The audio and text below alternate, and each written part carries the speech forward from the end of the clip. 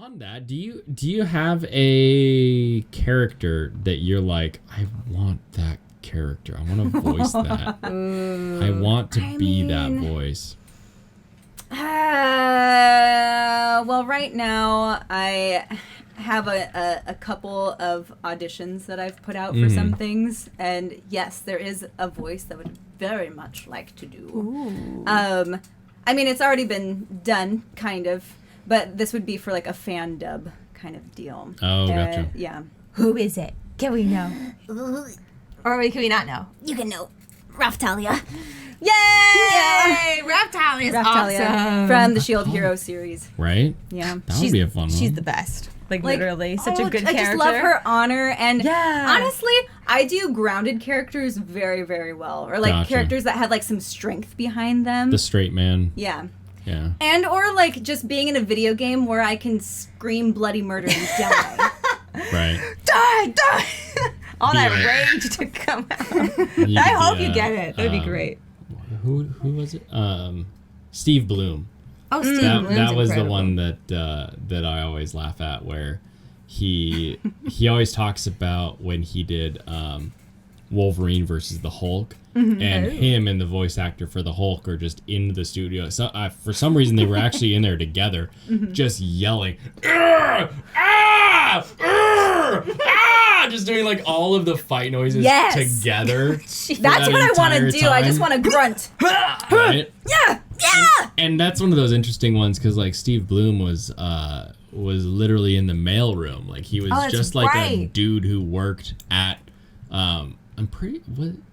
Funimation? Was it Funimation? It might have been Ocean That makes or more ADV. sense. But they literally were like, "Hey, you want to try this out?" And so he tried out for Guyver as one of the Zoonoids. Nice. Because he could do like monster noises and stuff. Like he could just do like weird monster noises. And so he literally started out as monster noises, and now the dude is the voice of Spike Spiegel. Yeah. The Mugen from Samurai Champloo. Oh man, he does a lot of stuff. He's honestly. like at this point he's the like wise old character in a lot of the more modern dubs that you see. Yeah. Just because you hear his voice and you're like, I know that voice, I trust that voice. And so like Spike Spiegel. his voice literally has become that like I trust the voice character. Yeah. So to the point of like you can do it when you're old, you can do it when you're young, you can kind of start whenever.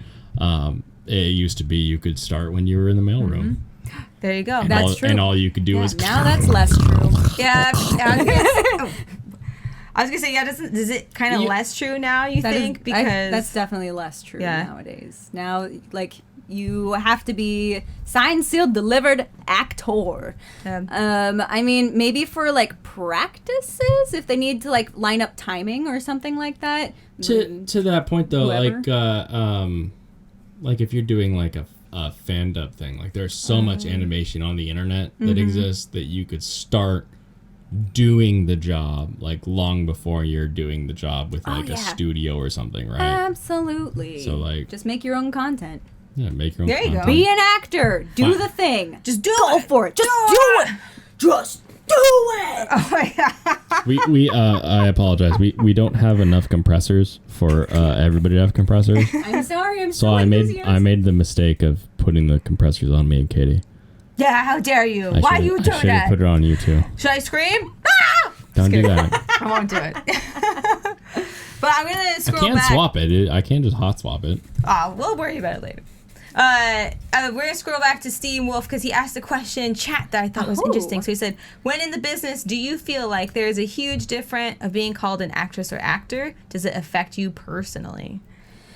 I mean, personally, I don't feel there's very much of a difference between being called an actress or an actor. Like, they're kind of interchangeable for me anyway. Like, I don't really care, like, gender-wise. Like, it's like, yeah, I'm an actor, I'm an actress, whatever, same thing. Right. There's been more of a discussion about the difference, though, between being called, like, an actor versus an artist. So a voice actor, I think more people use that when you want to go for more like animation roles, character-driven stories, that kind of thing. And if you want to be an artist, feels like it's more along the lines of I'm doing more commercial or narration. Interesting. That kind of thing. At least that's like the discussion that I've seen on the interwebs is more people will go towards one or the other depending on what they want to do more of. Gotcha. Or depending on the role that you're going out for. Like if you do everything, then maybe you'll use one verbiage versus the other depending on the job. That makes sense. You're like, okay, I want to do some commercial work. Maybe I'll say voice artist in my headline or something. You want to narrate some commercials or some Nova specials. You're gonna be a voice artist. Or if you're gonna be a character, you're an actor. You know. Yeah. So the acting being that you're embodying embodying a role and you're able to do a thing, whereas the artist is like, here's my voice telling you that you can save 20% by switching to Geico. Like, you know, whatever it may be. Where do you personally put video game voiceover in that role? Which a lot of the times modern video games you can have characters that you're doing roles for. But a lot of video game voice work is just the reaction or like you're doing like the attack and the defense anime like words. Are you calling those, would you call those an art or would you call those the acting? I would call that more acting because you still have to imagine where you're at. You have to know what kind of injury or what kind of punch or kick you're making. So you're still embodying this character, and even more so, you have to like really think about physicality with a video game role, especially if you're getting hit or if you're dying. And where are you getting hit? How are you getting hit? Yeah. Okay. Yeah. What if you were in a show? So you're in like an anime. Okay. You've got this role. Dream. And then your character in the anime is now voicing a commercial in the anime. Oh, Inception. Are you a voice actist at that point, says Steam? That seems good question. I love that. I think that's a new term we're going to have to adopt. Yeah. Actist. It's an actress. Actress. So it's like the science of voice control, says Bill. Yes. Yeah, pretty much. Science. It's human science? Asterisk. What is the weirdest thing you've done in the booth to get the voice to come out? Like if you were I had like to take off my pants and had to all right. or had to do my hair in pigtails to really embody a kid or something like that. Or like to the point we were just saying I got cut in the arm. Like what is arm pain? Like what is that? You're not gonna cut yourself. Well, you're not gonna cut yourself, but you're gonna try to no, mimic I do the everything pain very or realistically. Something. There will be a in the booth. I am a method actor. Method only. Well, yeah. Like, what is something you've had to do in the booth to try to get yourself into the voice? Yeah, the weirdest thing. The weirdest thing.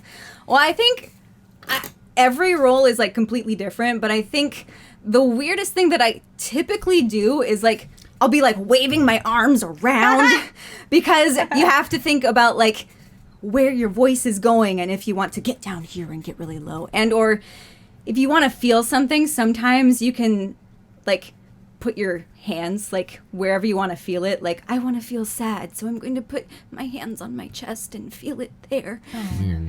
And I don't know, kind of doing more physicality to remind myself where am I going in this role and in this line. That physicality for me historically in music is when someone's singing, they will sing out and they'll physically move their hand for whatever their scale is or whatever they're moving through. Mm-hmm. Yeah, or kind of that immediately makes sense of the they physically can bring their voice to the next level by doing that. So it's or sometimes they'll get down and they'll be that kind of stuff. And so it's We're doing that in the booth. Yeah, it's weird. It's weird because you hear you say that like, oh, I physically move myself to like, okay, here's heart emotion, here's levels that I'm talking at, but it immediately also makes sense. I'm like, oh yeah, I get it. Yeah, that makes sense. Yeah, that makes sense. I can do that. I get that. That makes sense. Have you ever like had to like if you're like in a fight or something, like do you feel like you have to punch the air or anything like that? Do you ever do things like that? Like if I'm gonna be like, huh! Like yeah, I really want that like physicality behind it because it just emphasizes it more. It gives you the feeling of more power anyway. So it kind of helps it to come out that way in a more realistic way too. Right. Instead of so the difference between like like if I were to do it versus like it just feels better. More. Yeah. Like you're getting the actual muscle stress that would be affecting your lungs and your voice as opposed to just pretending that you're getting that. Yeah. It makes perfect sense. So with efforts, it's definitely better to be more physical, for sure. Huh. Yeah. Very cool. Well, no pigtails. And you've kept your pants on. Just kidding. Yeah.